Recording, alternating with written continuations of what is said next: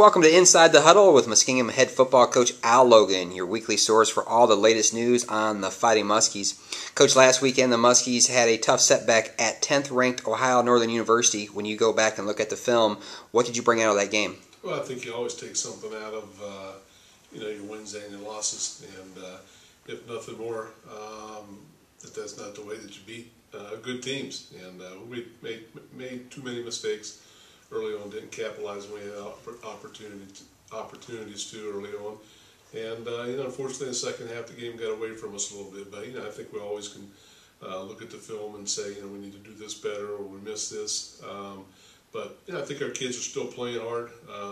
At this point in time, Hunter is probably a little bit better ball club than we are. A couple of players who had nice games: junior safety Anthony Zarcone and senior wide receiver Ben Smith. The coaching staff recognized them as the Muskie players of the game. Can you talk about their play? Yeah, Anthony really back. It's his first game as a starter, and he's been playing kind of a backup role the last couple games. But was a starter for us last year and got hurt. Stepped in, does a nice job. I think he had 6 tackles for us and a couple big plays, and just solid effort on his part. Played a lot of snaps, and then on the offensive side of the ball, Ben Smith for us, had 4 catches for 82 yards. Big catch early on where we threw him down the sideline, and just his effort and general blocking and all that is much improved.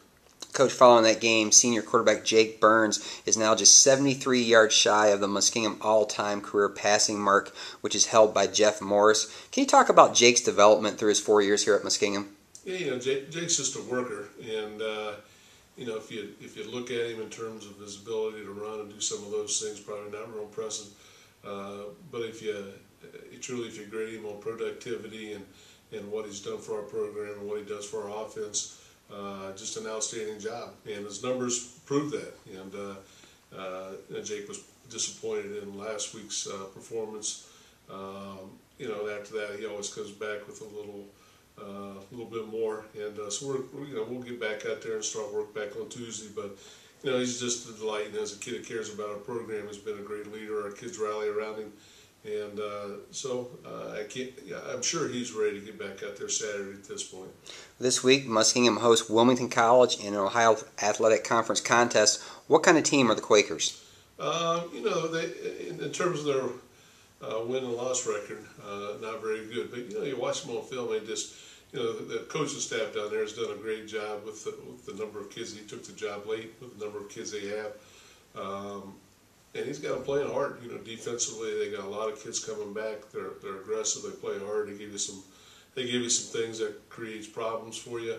So we got to be able to pass protect a little bit better than we did this last week, and throw the ball down the field. So, but defensively, they got some good players, and so we'll have our hands full. They play hard. And I would tell you the same thing from the offensive side. Even though they got some young kids playing for them up front. They get after you. They do a pretty nice job. Got a freshman quarterback that's got a great arm on him, and again, they got a nice running back. So, every week in our conference, you still got to be ready to suit up and play hard against whoever you're playing. You talked about the Wilmington defense. It does feature the OAC leading tackler, linebacker Bryce Martin. Do the Muskies have to account for him on every play? Well, I don't think you got to account for him every play. I think the great ones always are going to make their plays, and he's definitely a fine linebacker. He's been, I think, a 3-year starter for them now. He's a good-sized kid. I think he weighs about 235. So when he brings it, and we'll just have to do our best job trying to block him. Wilmington's offense has struggled this season so far, averaging just over 4 points per game. How important is it for the Muskies to score first? Well, I think it's important just for our mindset coming off a game where he didn't score any points. To be able to get back and put the ball in the end zone, I think is pretty critical. So, and I think we can. We're going to have to execute and do some of those things pretty well. But just in terms of our psyche at this point in time, I think we need to have some productivity on the offensive side of the ball. Finally, Coach, if the Muskies are going to be successful against Wilmington, what will they need to do?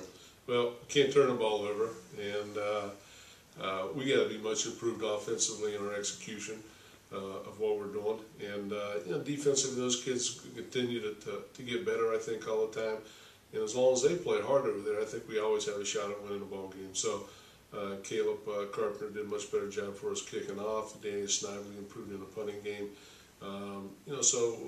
For us, it's just getting back to work on Tuesday and improving every day and be ready to play on Saturday.